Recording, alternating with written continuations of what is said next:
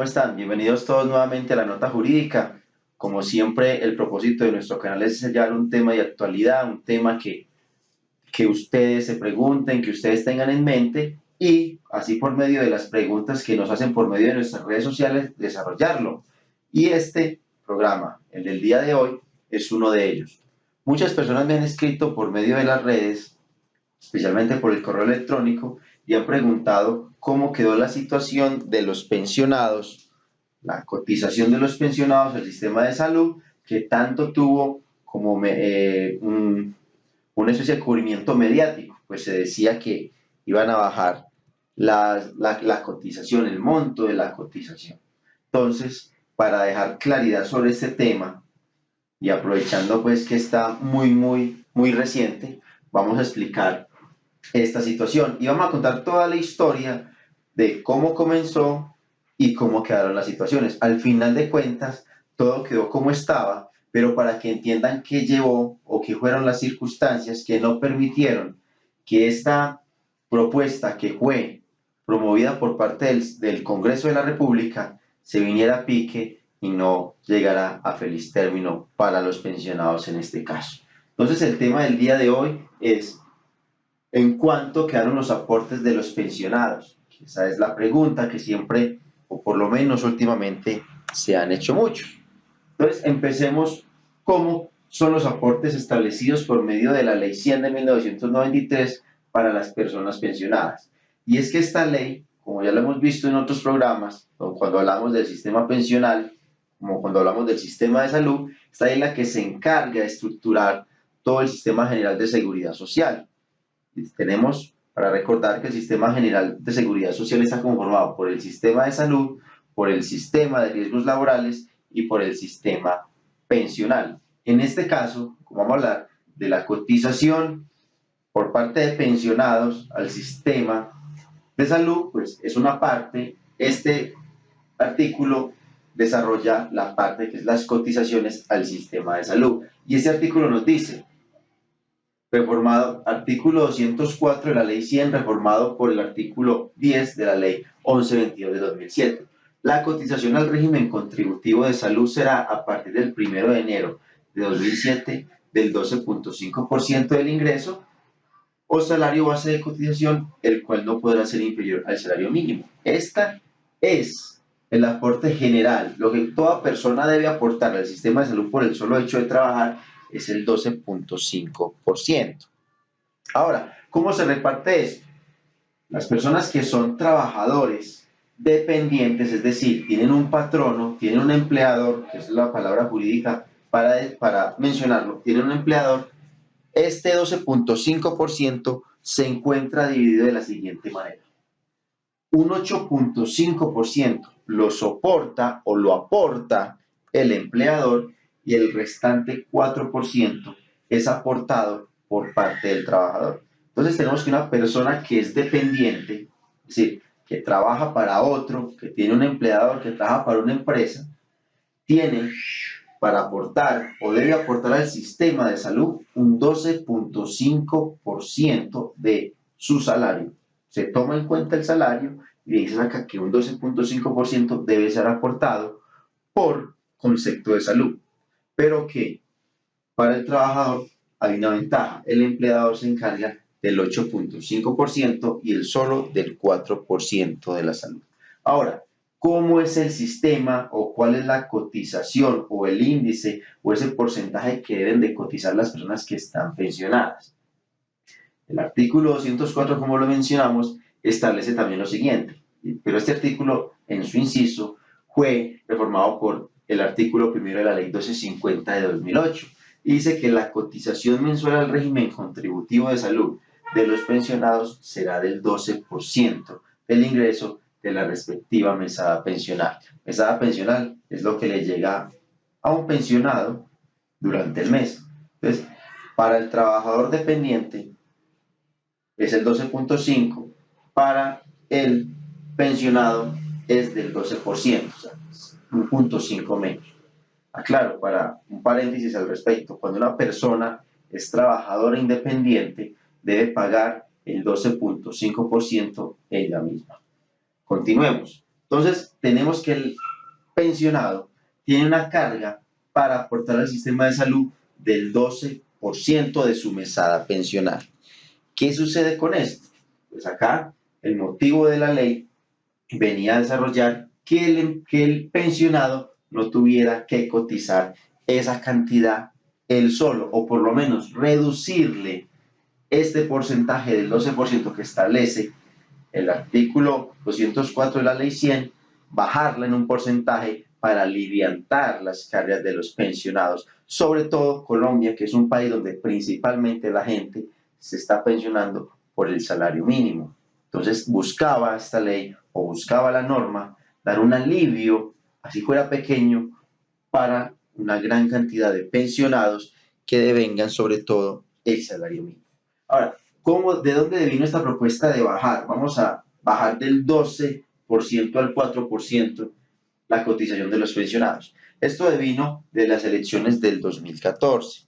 Y es que estas elecciones salió a la mesa por parte del que hoy es el gobierno terminante, el gobierno de doctor Juan Manuel Santos. Él propuso a los pensionados de Colombia que si él resultaba elegido como presidente para su segundo periodo, para la reelección, bajaba del 12% al 4% la cotización de los pensionados.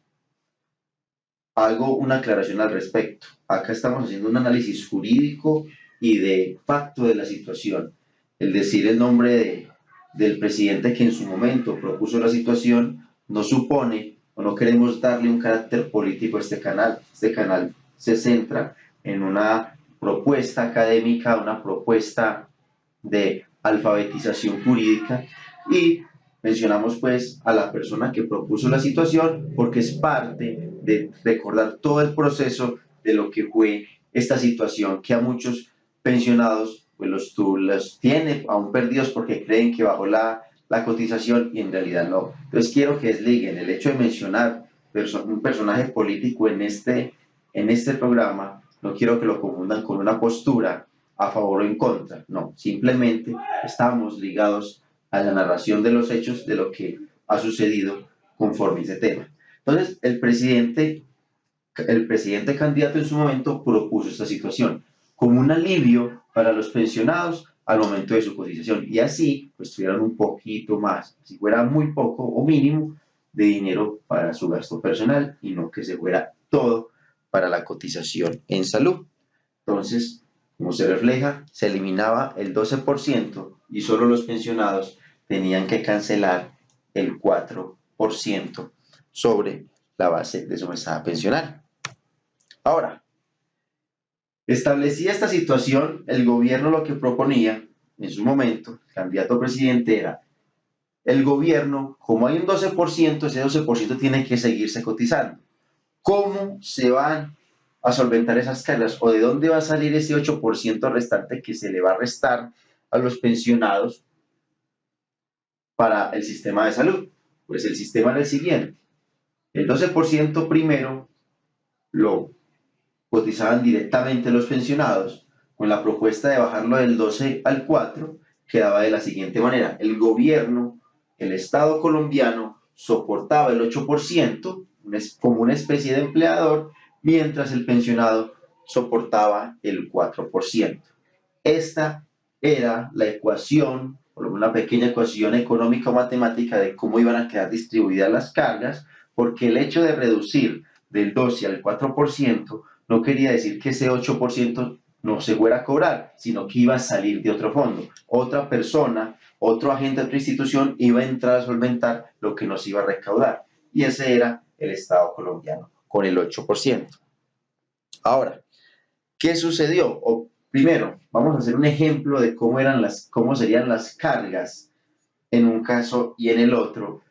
Es decir, cotizando el 12% y cotizando el 4% para los pensionados. Entonces, sin reforma, vamos a tomar como base el salario mínimo legal mensual vigente de este año, que está en 781.242. Sin la reforma, el pensionado cotiza un 12%. Quiere decir que de cada mesada pensional se le está restando 93.749 pesos. Eso es una suma considerable, hablando del salario mínimo, porque sería una séptima, casi una séptima parte de él. Entonces, esa suma es la que querían bajar. ¿Y cómo hubiera bajado si se hubiera aprobado la propuesta? Si hubiera pasado, quedaría de la siguiente manera. El salario mínimo, el pensionado cotiza solo el 4%, solo se le descontaría 31.249 pesos. ¿Eso qué significaría? Que los pensionados con la reforma, si se hubiera aprobado, se estarían ahorrando 62.500 pesos, que para muchos pensionados es una suma que les puede servir para muchas cosas que carecen en el hogar, teniendo en cuenta, reitero, que muchos de estos devengan solo el salario mínimo mensual legal vigente. Entonces mire que esto, si bien se ve poquito, para muchas personas significa mucho, pero el problema era que esto solamente, si esto es solamente una pensión, si el Estado va a entrar a solventar todo ese dinero, eso ya se convierte en una carga tributaria demasiado pesada y eso es lo que vamos a ver a continuación. ¿Qué sucede? Se venía ya en el año pasado, 2017, finalizando el gobierno actual, el segundo periodo del gobierno de Juan Manuel Santos. ¿Y qué sucedió? El gobierno nunca presentó el proyecto para disminuir la cotización de los pensionados. Nunca lo presentó. Entonces, el Congreso de la República, como tiene y como es la institución donde los senadores pueden proponer las leyes, pues llevó a cabo el proyecto de ley 170 de 2016, que se encargaba de llevar a cabo esta reforma. Este proyecto establecía esa situación. Lo que no se hizo, lo que el presidente prometió, lo tomaron y el Congreso, mutuo propio, por su iniciativa, lo llevó a cabo en un tránsito legislativo para convertirlo en ley. Ahora, hay que tener algo muy importante, que durante todo el proyecto de ley, el gobierno de la República siempre se mostró opuesto a la iniciativa legislativa, que esto es un contrasentido, porque si bien la propuso, no solamente para ganar adeptos a la elección, sino para solventar con un fin muy benévolo para los pensionados, ya cuando el Congreso se tomó la tarea de llevarla a cabo, se presenta siempre el gobierno como un detractor de esta iniciativa y nunca estuvo de acuerdo con la situación, lo que conllevaría que en su momento el gobierno la objetara. Pero continuemos. El proyecto de ley 170, como les hablé anteriormente, se aprobó por ambas cámaras, es decir, por la Cámara de Representantes y por el Senado de la República. Y una de las principales o la principal razón que establecieron los congresistas que lo expusieron y lo llevaron en ponencias en ambas cámaras era que era una promesa del gobierno de turno para los pensionados. Esto pasó las cámaras y se fue, siempre que una ley se aprueba por el Congreso, se va o se manda por parte del órgano legislativo al órgano ejecutivo, es decir, se mandó al presidente de la República. Y el presidente de la República, cada vez que le llega una ley, puede decir dos cosas, o la objeta o la sanciona. Si la sanciona, quiere decir que la aprueba y la ley comenzará su vigencia luego de la sanción, o si la ley tiene una vigencia, así por decir, estipulada con posterioridad o así diferida en varios términos, en varios días o en diferentes días, pues entonces empieza su vigencia.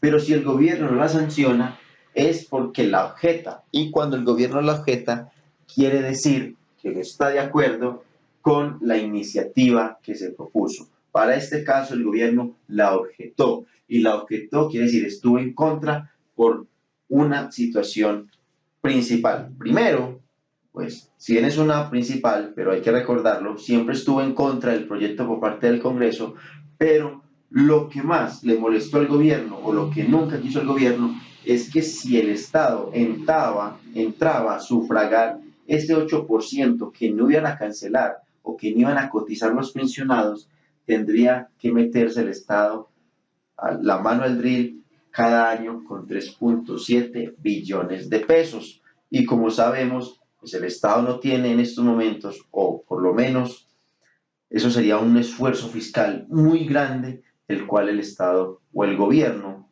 en particular manifestó no está en capacidad de resistir o por lo menos de llevar a cabo ahora. Entonces, con esta objeción por inconveniencia, el presidente de la República objetó la decisión. Algo para aclarar, el presidente de la República puede objetar por dos motivos.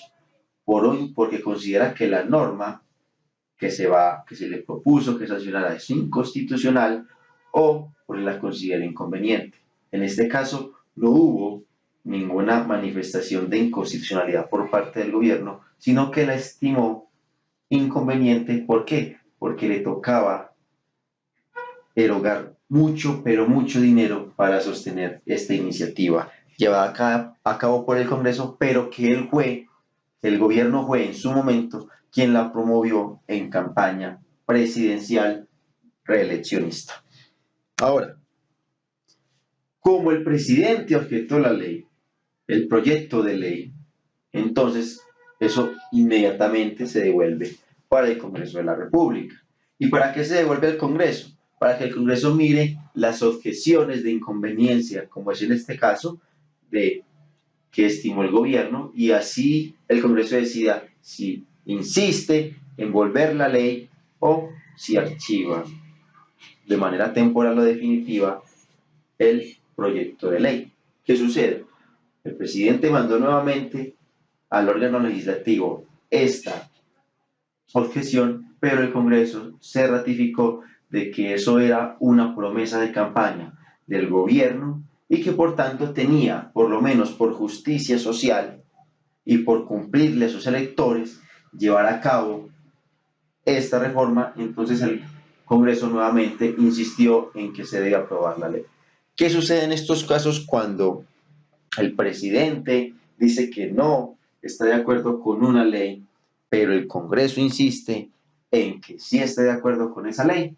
Pues se va a dirimir este conflicto a la Corte Constitucional. Son los jueces los que deciden, en este caso el Tribunal Constitucional, la Corte Constitucional como órgano de cierre, determinar si se aprueba o no se aprueba o se declara constitucional o inconstitucional el proyecto de ley presentado por el Congreso y que éste insiste se debe aprobar y que el presidente insiste o reitera que no va a aprobar y no va a sancionar.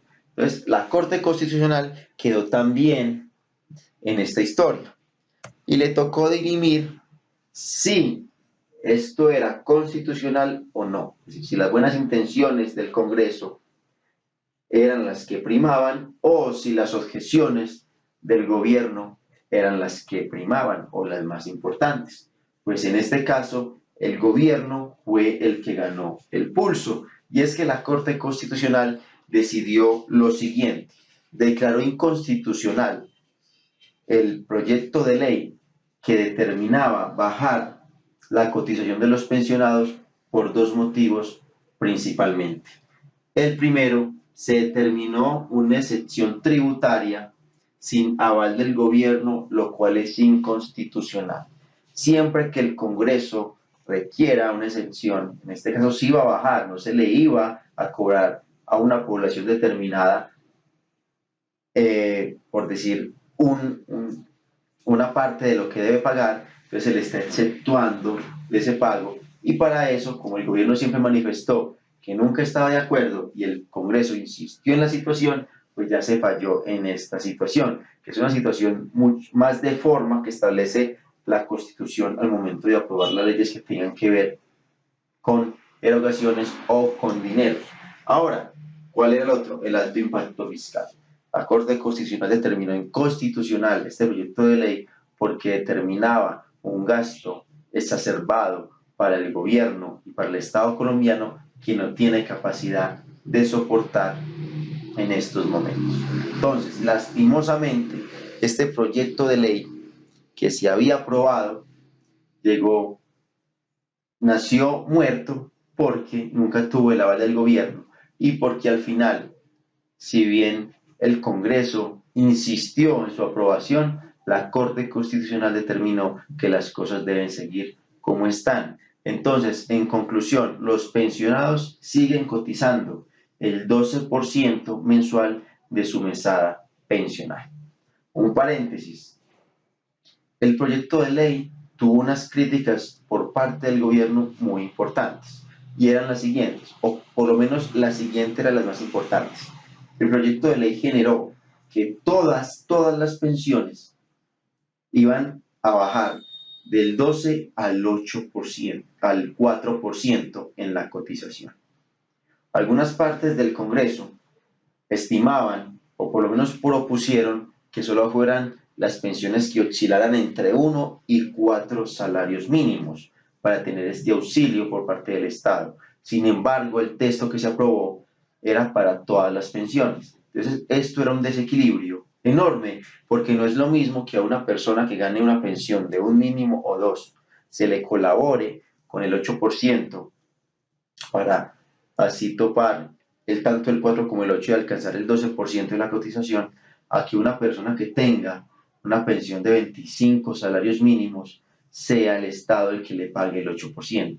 Estos son unos desequilibrios que el gobierno manifestó, que algunos congresistas manifestaron, pero que no fueron tenidos en cuenta. Pudiera haber sido otro el final si solamente las pensiones entre 1 a 4 salarios mínimos hubieran sido las exentas de este pago y no todas en su generalidad. Entonces, esta forma de redactar la ley traía como consecuencia unos pagos exagerados para el Estado para poder solventar ese 8% que nos iba a cancelar por parte de los pensionados. Entonces, este era el programa de hoy, este recuento de cómo fue todo este proceso de cambiar esta norma y que al final pues no llegó a feliz término para los pensionados del país. Por ahora de esperar qué pasa nuevamente, qué pasa con el nuevo gobierno y con temas tan importantes como la reforma pensional que se avecina por cuestiones de que el sistema de pensional presenta una gran crisis en cuanto a la financiación y en cuanto a los rumores de que la terminación de Colpensiones como sistema público para la jubilación de muchos colombianos que están en esta entidad. Entonces, muchas gracias a todos. Agradezco a SST Varias y a Telefrontino que siempre acompañan a la nota jurídica y a todos ustedes que nos ven. Recuerden que estamos atentos a sus llamados, a sus mensajes, al WhatsApp que aparece en el desarrollo de nuestro programa. Muchas gracias por acompañarnos. Cada vez crecemos más. Llegamos ya a las 2.200 personas suscritas en nuestro canal y esto es algo muy importante para nosotros porque cada vez que vamos creciendo miramos y nos comprometemos más para llegar con mejores temas, mejores programas y más profesionalismo a cada uno de ustedes. Muchas gracias, nos vemos nuevamente en la próxima ocasión en la nota jurídica. Que Dios los bendiga y que estén muy bien.